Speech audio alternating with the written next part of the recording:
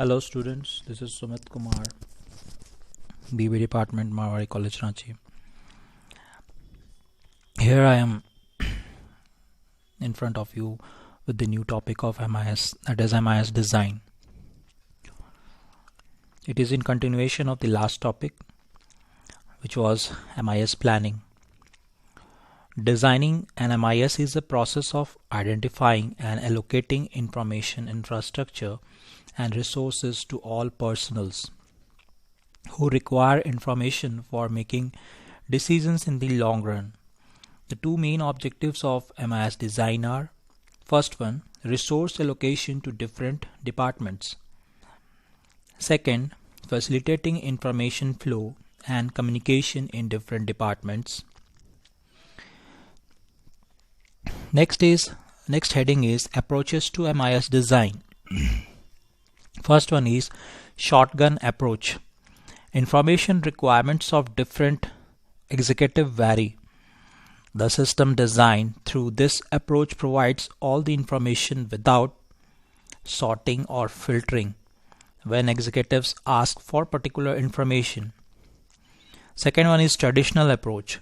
System designed using traditional approach provides only such informations which have been proved successful earlier or in the past. System design through this approach integrates all the functions in the organization. Third one is rational approach. This approach incorporates decision making in MIS.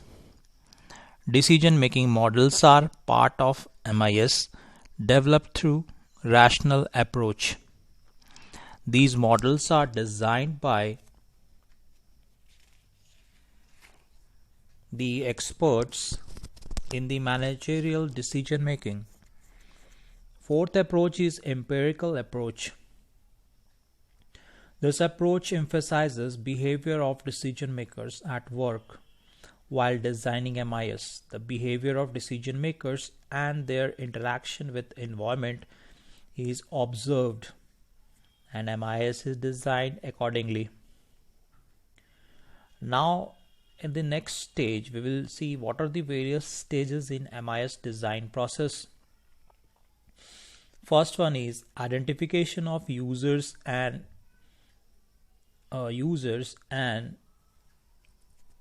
the interfacing organization. Second one is identification of decision areas. Third one is definition of decision areas. Fourth is preparation of descriptive design. Fifth one is preparing normative design. Sixth one is preparing consensus design. Seventh one is introducing decision making models. Eighth one is specification of information requirements. Now we'll move to the third phase of this chapter, which is MIS implementation. MIS is implemented in three phases, namely installation, testing, and evaluation. The implementation of MIS requires planning, organizing, development of procedures, files, and formats, testing, documentation, and maintenance. Organizations face difficulty in implementation of MIS because of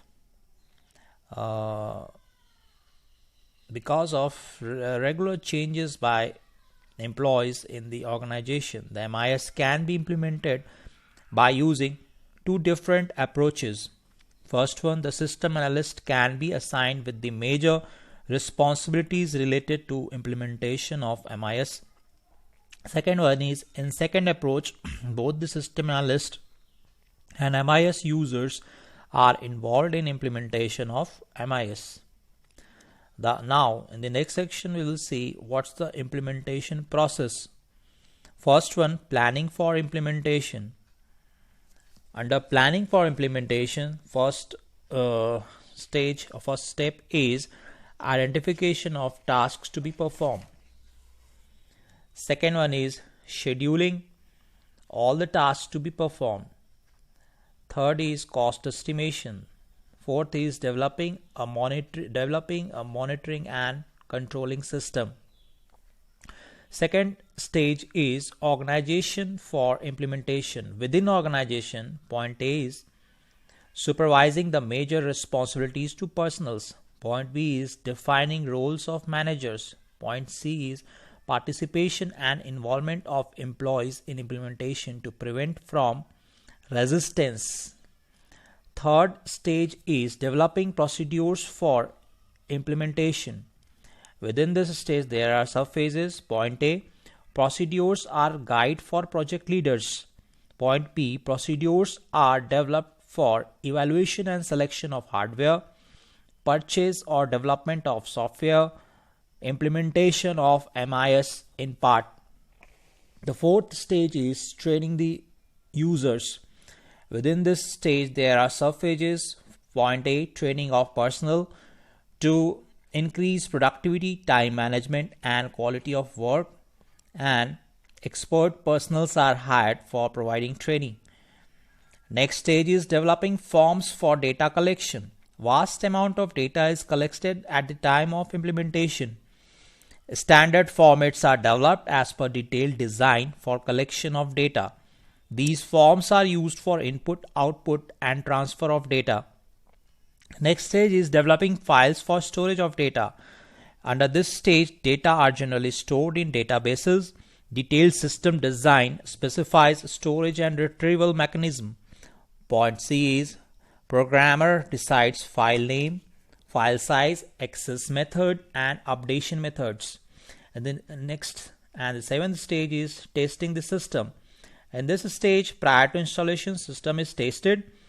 Component test equipments, new files, new procedures, reporting formats, etc. System test verification of inputs, timing of different parts, interfaces, and interactions. The next stage is cut over. This stage is the point where old system is replaced by new systems. Physical movement of equipments, files, and individuals takes place. Problems may arise in this stage, and the system developer analyst should be present over there to sort the problems.